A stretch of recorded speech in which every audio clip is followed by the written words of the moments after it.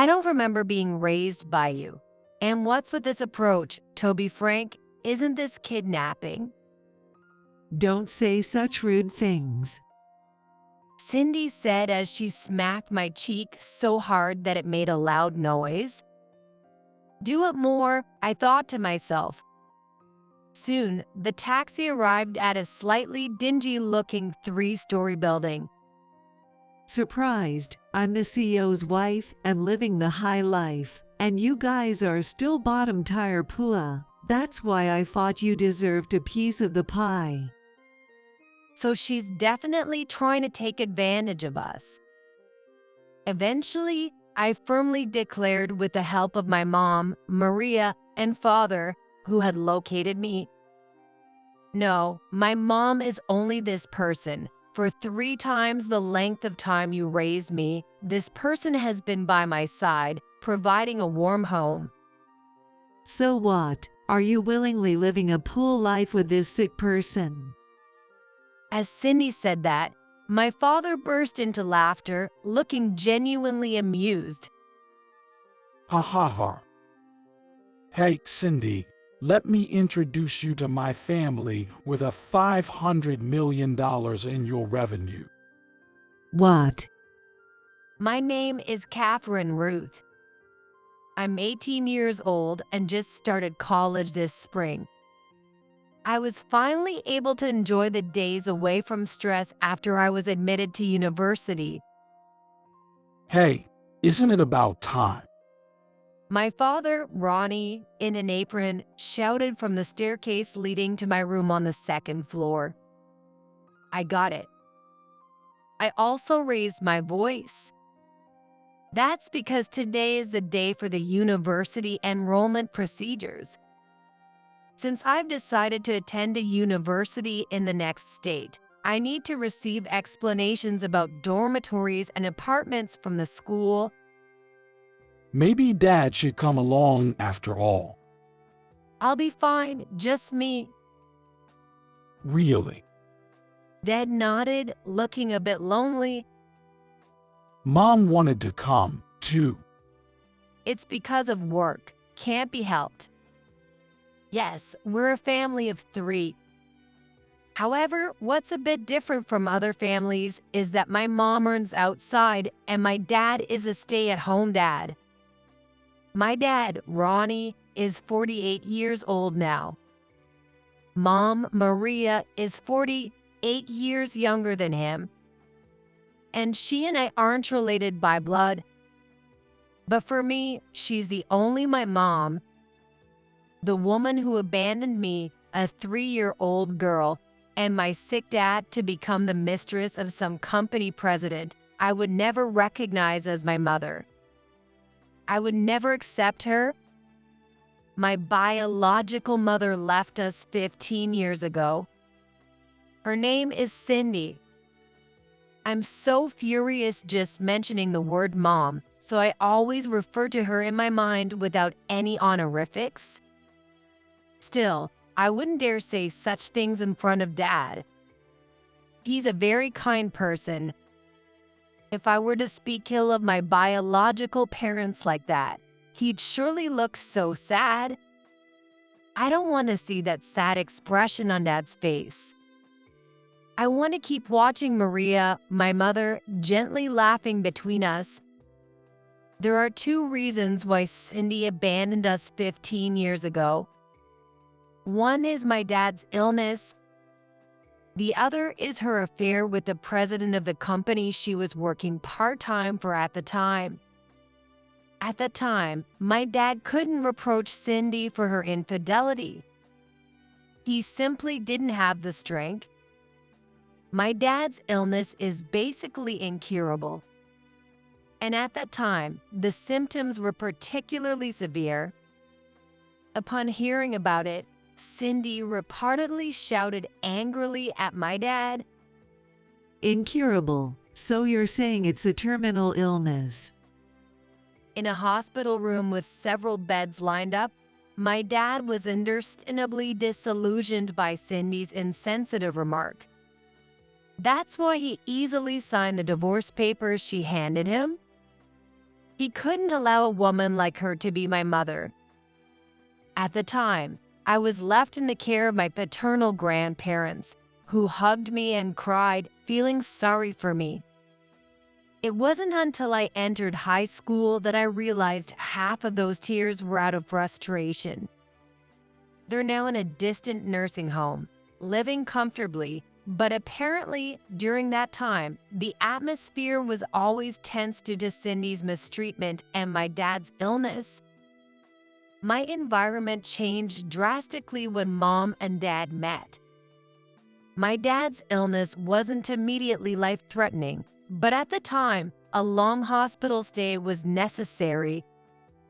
During this time, he needed constant intravenous medication. Now he's leading a normal life, but back then, he was always accompanied by an IV stand. It was during this time that he met Mom, who was also hospitalized.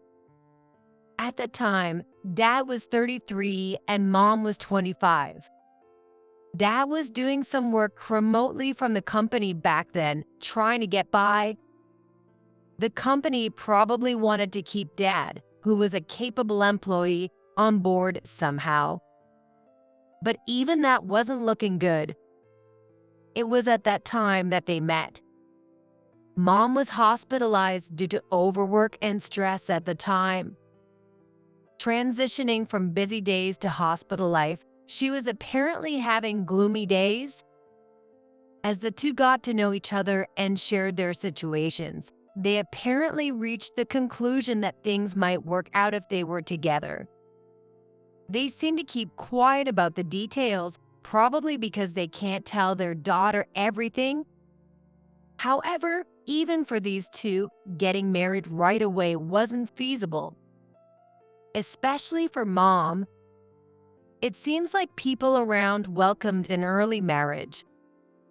But it wasn't easy to understand, especially since the partner was 8 years older and had a child from a previous marriage. My mom, from my perspective, has always been kind yet strict. She'd spoil me, but also scold me when necessary.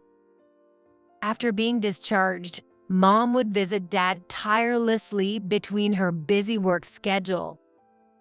And over the years, she and I grew closer, managing to gain understanding from those around us and getting married in the 5th year since they met.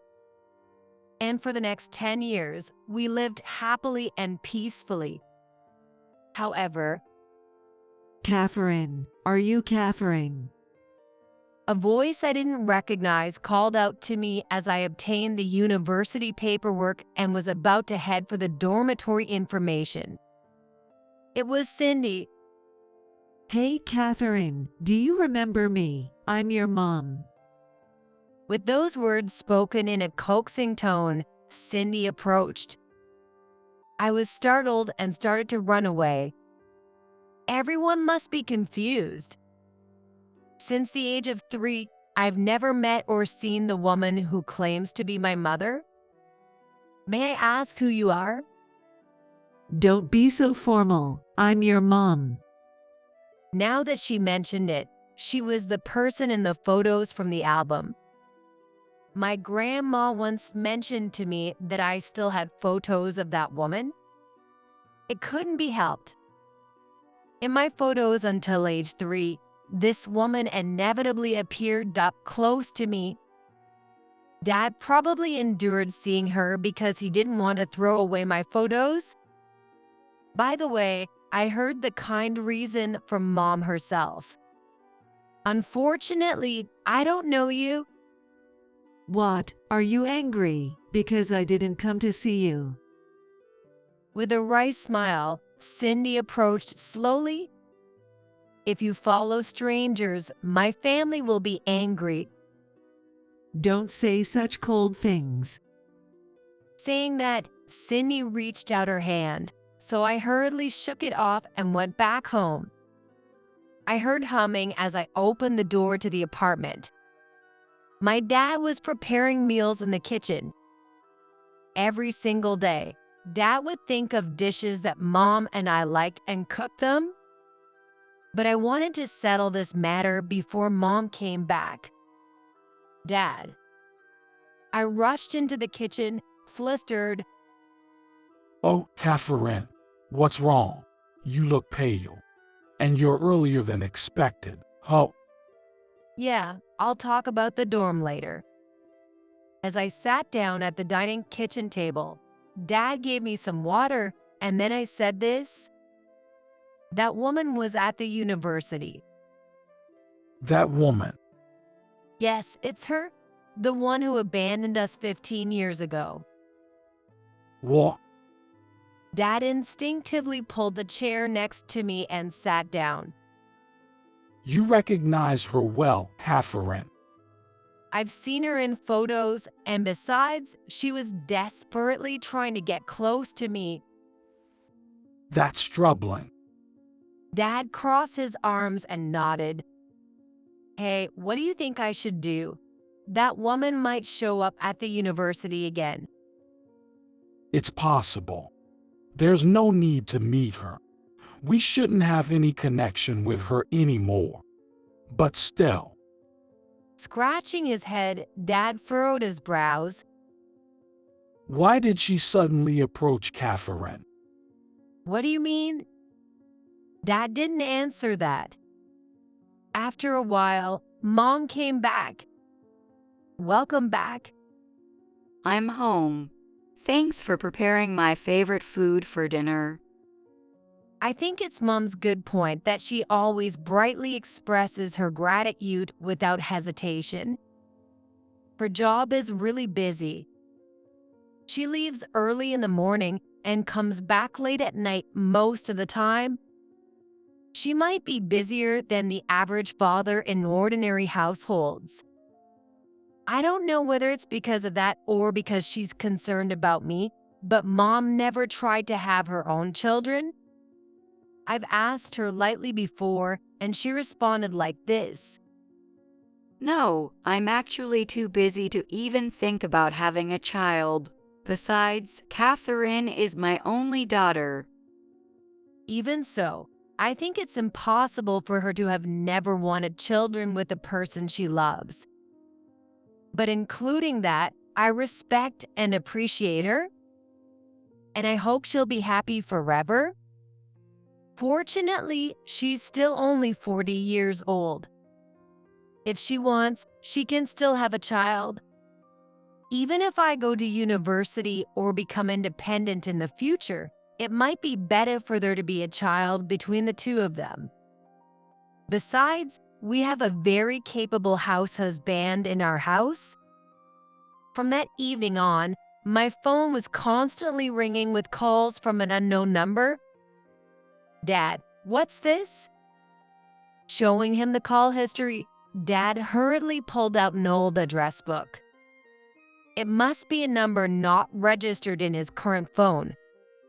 As he flipped through the address book, eventually looking very displeased, Dad let out a big sigh. It's her after all. How did she get Catherine's number? I don't know. It seems she hasn't changed her number at all. That seems to be the case. Well, she was never one to bother with inconvenient things. Then Mom, who had just finished showering, called out while drying her hair. What's wrong? You seem quite serious. Dad signaled with his eyes what to do. I nodded. Mom, actually, today, Cindy suddenly showed up in front of the university. She wanted to see me. What did you say? Are you okay? Did anything happen? Dropping the towel, Mom immediately showed her concern for me. I'm okay, nothing happened, but I had to postpone the dorm or apartment introductions, so I'll have to reschedule for another day. Goodness, I wish I could go with you. Saying that, Mom let out a big sigh. Ronnie, please go with her next time. Yeah, that's a good idea. Let's handle the dorm and other procedures together then. How about Monday? Sounds good. Mom said, then she fell into deep thought. My dad drained her hair with a towel my mom threw out and dried her hair with a hairdryer. I think they're a good couple when I see them like this. I want our family to stay like this forever. That's why I'm scared to think about what Cindy, who suddenly appeared out of nowhere, might be thinking. And after spending the entire weekend at home, on Monday, I decided to go back to the university with Dad to complete the procedures. We were leisurely walking the way to the station. The university is a few stations away from the nearest one. The two of us strolled along leisurely. We talked about dorms and apartments. However, suddenly I felt my body losing balance. Hafferin. Dad shouted. My right arm was grabbed and I was pulled into the taxi. Driver, let this car out quickly. A familiar voice pierced my ears. It was Cindy. I saw Dad panicking through the window, but before he could open the door, the taxi took off. What on earth are you doing? Finally regaining my composure, I shouted loudly. Because you kept ignoring my calls. Who answers calls from unknown numbers repeatedly these days? Exactly. That's why I came directly like this. As Cindy leaned in closer, I hesitated slightly at her intense gaze. Would you mind coming with me without saying anything? No, thanks. How rude. I'm your mother, you know. I snorted at her words.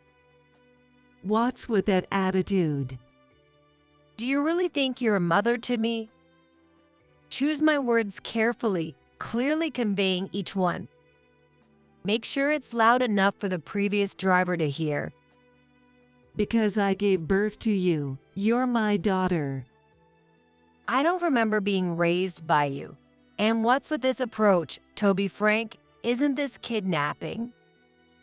Don't say such rude things. Cindy said as she smacked my cheek so hard that it made a loud noise. Do it more, I thought to myself.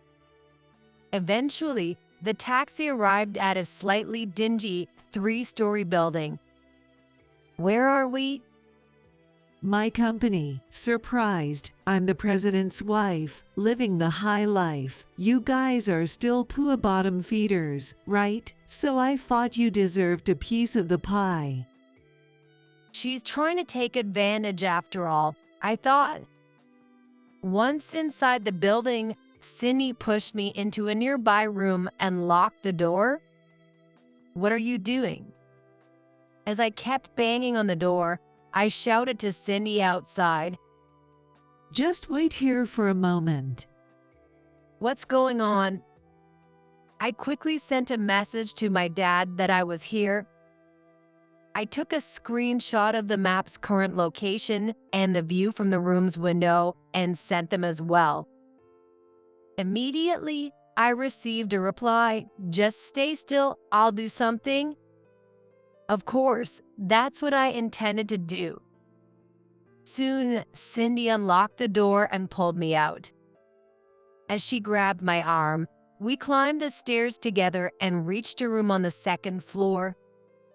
We could hear voices from inside. Cindy swung the door open with a loud bang. As expected, there were several people inside. From the position of the desk and white bod, it seemed like a meeting. What in the world is this? We're in the middle of a meeting.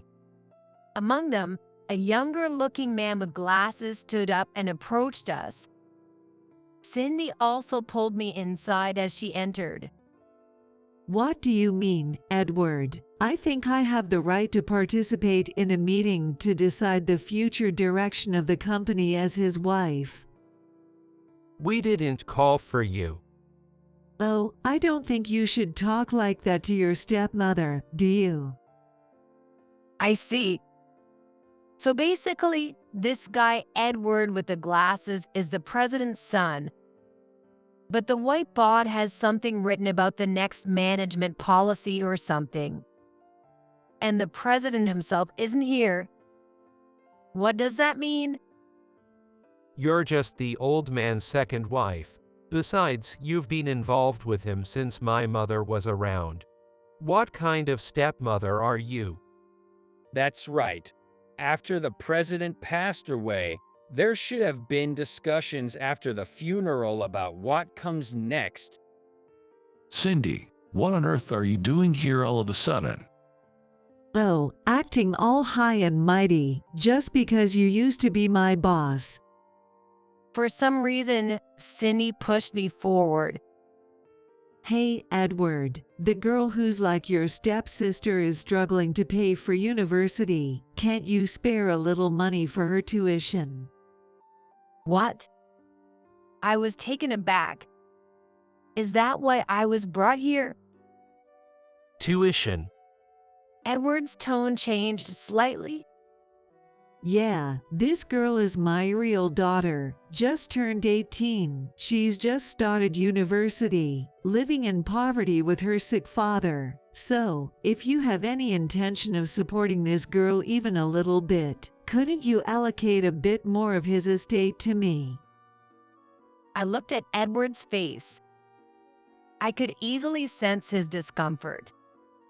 All right, it's time for me to speak up. What are you talking about? I haven't heard anything about this. What are you saying? But it's true. I was suddenly brought here. Suddenly. Edward latched onto my words. That's right. Suddenly, I was trying to go to the dormitory procedure with my dad, not the university procedure. So, university procedures are already done, including tuition. Yes, exactly. Edward glanced at Cindy. She seemed puzzled, as if she sensed something odd. Edward continued to ask me, So, why are you here, and how did you get here? by taxi. I have no business here myself. I was forced to come here by this person. Shut up. With that, Cindy slapped the other cheek this time. What a powerful hand. My cheeks were stinging. Doesn't this person know how to take it easy? Anyway, I thought I'd try to buy some time. My dad, whom I contacted, and probably my mom too, will take some action. Until now, I had to somehow extract as much information as possible from these people. I see. You really don't know anything, huh? Edward started. I'm the son of the former president of this company. I'm technically supposed to be the president from this fiscal year. So, are you my stepsister? No, I don't feel that way at all. I said firmly. I was abandoned by this person when I was 3 years old, along with my sick father. At that moment, I felt the surrounding air turn cold all at once. Of course, all eyes were on Cindy. Why is she so thoughtless? Does she think I'm still the same 3-year-old from when we parted ways? Does she think I, now a university student, would just obey her words out of fear? Perhaps those 15 years don't exist in her mind. I remember it well. You've only called us once, haven't you? I remember what you said then. What did I say? You said the same thing to me just now, that you're the president's wife and living the high life while we're just poor folks from the bottom. That's what you said while laughing. I felt the people around us recoil all at once. Did she really say something like that? When was it? Well, you mentioned living the high life, so that means you got remarried, right? I had no idea about that. I think it was about 10 years ago. Going off to university means you were still in elementary school back then. Were you really told such terrible things at such a young age? Yes, I nodded. But by that time, her words weren't really that big of a deal anymore. And then it happened. There was a flurry of people running into the company building. Catherine, are you okay? Catherine, are you all right? Where are you? I could hear the loud voices of my dad and mom. Then there were several pairs of footsteps following them. I poked my head out into the hallway and shouted, "Over here, Dad, Mom." Relying on my voice, they rushed down the stairs and the hallway even faster. Catherine, With a clack, they opened the door. You're safe, Catherine. Thank goodness. My mom exclaimed as she flew into my arms. Oh my goodness. We were so worried. I'm fine, just got slapped on both cheeks. Oh, slapped twice, huh? Someone behind my parents stared at my face intently and aimed a camera. A quick picture, please. I stuck my face out firmly for him. My cheeks stung from Cindy's slaps, but I made sure to capture it as evidence. Hey, who are you people? Cindy pointed at my parents and yelled. oh, so you've forgotten the face of your ex-husband from 15 years ago. Ronnie, is that you? What's with this lively appearance of yours? What's wrong with being lively? Well, I see. I guess that's why I couldn't immediately grasp the fact that my dad was with me. Apparently, she genuinely believed that my dad had been bedridden due to illness all this time. You said it was an incurable disease. I'm not cured. It's just that I can live even without being cured. Do you know what remission means? Remission. Apparently, she didn't know it. Remission refers to a temporary relief or disappearance of symptoms. There's a chance of recovery, but the risk of recurrence is high. Yeah, that's why he's not cured. He always have to be careful about his physical condition, take multiple medications regularly, and continue to visit the hospital regularly. So, incurable disease isn't just a lie. Cindy picks up on that remark from my mom. What about you? What are you doing to my daughter? That slap on her cheeks. She's my daughter. I can do whatever I want, can't I? I can't just stay silent there. No, my mother is the only one for me. She's been by my side, providing a warm home for me for 3 times longer than you raised me. So what? Are you willingly living a pool life with this sick person? Ha ha ha. My dad bursts into laughter, seemingly finding it amusing.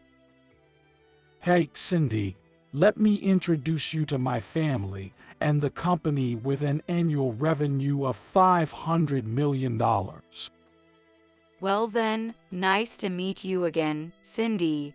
I'm Maria Ruth, the wife of this person. You abandoned him and our 3-year-old Catherine to become the mistress of another man. I've heard the story, but it's still unbelievable how shameless you are. That's quite an interesting story. I'd like to hear more about it. This time, Edward also gets interested in the conversation. Oh, by the way, Mrs. Ruth, speaking of $500 million in revenue, are you by any chance the president of TL Corporation? Yes, that's right. We should have been doing business with them. My mom flashes a bright smile at everyone except Cindy. Yes, this person who supports our daily lives with such dedication is the president. Since her 20s, she's been entrusted with the major role of being the company's president. The first time she met my dad was when she couldn't bear the heavy burden of the sudden responsibility that fell on her and ended up hospitalized due to the physical and mental strain. My mom was born as the only daughter of the founder's family. However, she lost both her parents in an accident. At the young age of 25, she took over the presidency, but she was truly troubled by the high expectations from those around her and the difficulty of meeting them. Then, when she was hospitalized for severe stress-induced gastritis, she met me when I came to visit my dad, who was aiming for remission. I heard that my dad said this to my mom at the time. It's important to entrust things you can't do anything about to someone you trust. That seemed to greatly ease my mom's mind. And afterward, amidst the meddling of relatives who kept pushing for matchmaking, she decided to marry her father, who made her feel at ease and natural, where she could even rely on him, despite being tired of the interference. You seem quite thrilled after becoming the president's wife following the death of the previous one here. Well, my current wife is the president herself. That's right. Edward chimed in. TL Corporation handles all the specialized cleaning tasks for our company's related departments. And this person here is the president of that company. If you have even a slight interest in economics, she's someone you should know. Cindy was dumbfounded by Edward's words. Yes, that's correct. We handle cleaning operations in a very broad sense, from regular cleaning to more specialized tasks. I believe we've had dealings with them since my father's time, but it seems we should reconsider the contract this time. Mom remarked, surveying the group with a stern expression. Right?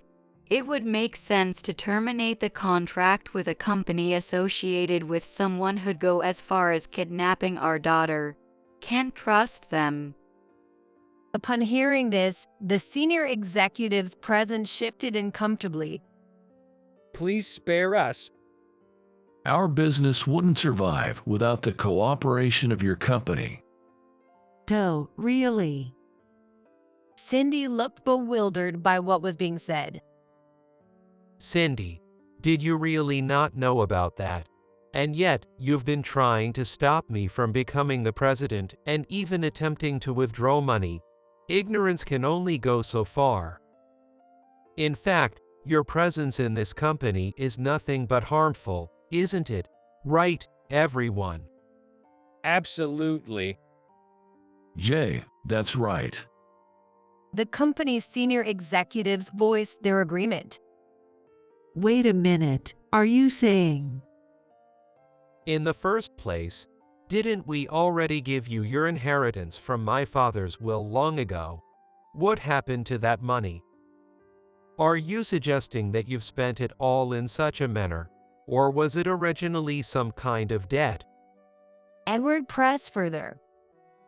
You must have used it for something, right? Mom interjected. A suspicious person approached my daughter the other day, so I hurriedly checked you out within 2 days. Well, in those 2 days? Oh, right, it was on the weekend. And the lawyer who took photos earlier nodded. As per the president's request, we conducted an investigation into this person's background, and it seems they've been lavishing a young man with money for quite some time now. Moreover, it appears the payments have been overdue for a while, perhaps prompting demands for repayment. Wow, so that's what she was up to. I shot Cindy a look of disbelief. Thank you for looking into it. No problem. It's not good to have someone with serious issues like that involved with our business partners. Sure, any harm to such companies should be dealt with as soon as possible. Edward chimed in, and our lawyer nodded in agreement.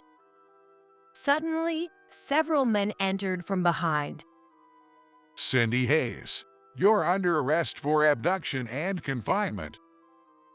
The men with police badges stepped forward, handcuffing Cindy. What's going on? I just took my daughter with me. You divorced me ages ago and even dumped custody on me, didn't you? You're considered a stranger by that point. And I don't recall receiving any child support from you. What right does an absentee parent have to say anything?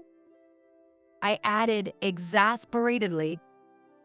And to think, you have no idea how wrong your actions were, like snatching me right in front of my dad into a taxi. How dare you? I don't care if you're mad. This needed to be said. I fixed Cindy with a stern gaze. I never wanted to think about you. Just disappear from my sight and never show your face again. Cindy froze at those words. All right, let's go, the police said, pushing her out. Cindy was formally arrested for abduction and is currently being interrogated. What a sloppy crime. Not noticing Dad walking nearby was one thing, but the fact that she abruptly dragged me into a taxi is the biggest issue. Inside the car, I had a conversation that wasn't of my own volition, emphasizing that I currently have no feelings towards her. I wanted to make it clear to the driver that I was clearly not happy about it. As expected, the suspicious driver apparently broadcasted our conversation over the radio. And it seems the top brass at the taxi company found the conversation and its audio recording suspicious, so they recorded it. But seriously, it was incredibly stupid of Cindy not to confiscate my smartphone. With today's smartphones, it's commonplace to easily pinpoint your current location and send a map image. Well, I was taught crisis management skills by my mom, and apparently she was taught methods to locate herself at home just in case something happened. By the way, it seems Cindy embezzled a considerable amount of money, as the company is now demanding reimbursement. In the future, there will be a criminal trial for confinement, and well, there's no doubt she'll end up behind bars. We won't show any mercy, regardless of what the other side's lawyer says. Cindy should learn her lesson from her own folly. Okay, smile, smile. On the day of moving into the university dormitory, Dad and I lined up in front of the house taking photos. Okay, next it's my turn. With that, Mom handed the camera to Dad, and they switched positions for taking photos. You two look really beautiful when you're standing together. Dad chimed in, albeit a bit awkwardly. Must be the spring weather. But you know, we won't be able to see each other for a while. Mom said, her voice trembling with emotion. Dad patted her shoulder reassuringly. Seeing them like that, I spoke up. Hey, I have a favor to ask. Oh, what is it? I really want to see my little brother or sister. And just like that, both of their faces turned red. Isn't it a bit late for that? Not really. I mean, Mom, you're 40 now, right? You're still plenty young enough to have kids. And I'm already an adult, so how about you and Dad live alone for a while and show me my little brother and sister? Don't say things like that. Mom said, hugging me tightly. You're my one and only daughter. Well, but Mom, you're someone who's filled with love more than anyone else, so I'm sure you'll feel lonely without me. Oh goodness. That's why I should have sent you to a school closer by. That's impossible, I chuckled wryly. Well, the truth is, wanting to see my little brother or sister and feeling lonely without me are just excuses. Mom is currently the head of the company, but I don't think it's right for me to take over after her. Dad agrees with that, too. After all, I'm her stepdaughter, not Mom's biological child. Even if Mom treats me as her own, others won't acknowledge it. This company, in particular, is a well-established mid-sized enterprise that has been around for a long time. It has a tradition of family management in a positive sense. She's not unaware of the fact. After a moment of silence, Mom nodded decisively. You're right. Then maybe I'll give it a try, just a little bit. She hesitated and then smiled a bit shyly. Whichever way things go, we're still a family. We've been doing fine until now, and I'm sure we'll continue to get along well in the future.